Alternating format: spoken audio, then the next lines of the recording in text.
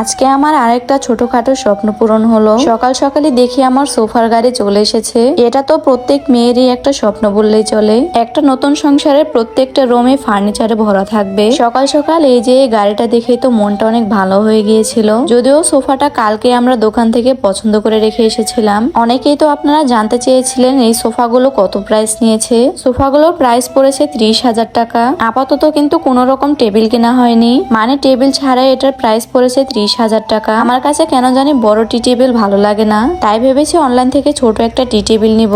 এই তো ড্রয়িং রুমে তো সোফা সেট করে নিয়েছি, কিন্তু এভাবে সোফা ভালো লাগছিল না দেখতে। ঘরটা একদমই খালি খালি লাগছিল, তাই ভাবলাম আর একটু টাকা খরচ করে ঘরটা সাজিয়ে নেই। টাকা যেহেতু অনেক খরচ করে ফেলেছি, তাহলে এটুকু খরচ করলে সমস্যা কোথায়। তাই তো আমি একটা রাজকীয় লাইট নিয়ে নিয়েছি। রাজকীয় ঝাড়বাতির এতগুলো যন্ত্রপাতি দেখে তো মাথাটাই ঘুরে যাচ্ছিল। এটা সেট করা নিয়ে একটু চিন্তায় পড়তে হয়েছিল।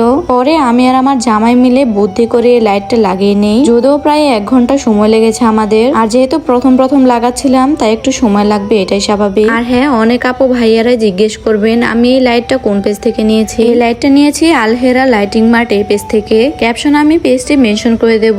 আমারটা ছাড়াও কিন্তু অনেক ডিজাইনের লাইট আপনারা পেয়ে যাবেন এই পেজে। এই তো অনেক কষ্টের পর আমার লাইটটা কিন্তু আমি সেট করে নিয়েছি। এদিকে গুড্ডুর বাবা তো অনেক বেশি ক্লান্ত হয়ে গেছে, যেহেতু এই লাইটটার ডিজাইন অনেক বেশি ছিল, তাই একটু বেশি সময় লেগে গেছে। এরপর আমি সোফার সাথে আরেকটা টি টেবিল নিয়েছিলাম। এই টেবিলটাও আমি এবার সেট করে নিলাম। এই টি টেবিলটা কিন্তু আমি অনলাইন থেকেই নিয়েছিলাম। অবশেষে কষ্টের পর এই যে ফাইনাল লুক। আমার এত সুন্দর সোফা ঢেকে রাখার জন্য আমার জামাই কভার নিয়ে আসছে। যদিও এটা আমার অনেক বেশি দরকারি ছিল, কারণ আমি যে সোফাটা নিয়েছি এটা খুবই তাড়াতাড়ি ময়লা হয়ে যাবে বা বাহিরে ধুলাবালি লেগে যাবে সোফায়। এতে কিন্তু খুবই তাড়াতাড়ি আমার সোফাটা পুরনো হয়ে যাবে, যার কারণে গুড্ডুর বাবা তুর্কি কভার নিয়ে আসছে। তুর্কি কভার ইউজ করতে আমার ভালোই লাগে, এর আগে আমি অনেকবার ইউজ করেছি। সোফার জন্য কিন্তু খুবই কমফোর্টেবল লাগে, আর দেখতেও কিন্তু অনেকটা সুন্দর লাগে, নতুন একটা লুক চলে আসে। আমার জামাই তো পর্দার সাথে মিলিয়ে হলুদ কালার নিয়ে আসছে। যদিও এই কালারটা দেখে আমি একটু রাগি করছিলাম, আমার মতে পেস্ট কালার হলে বেশি ভালো হতো। আর এবারের কভার লাগানোর দায়িত্ব আমার জামাইকে দিয়েছি। তাকে বলছিলাম সুন্দর করে কভারটা লাগিয়ে দিতে।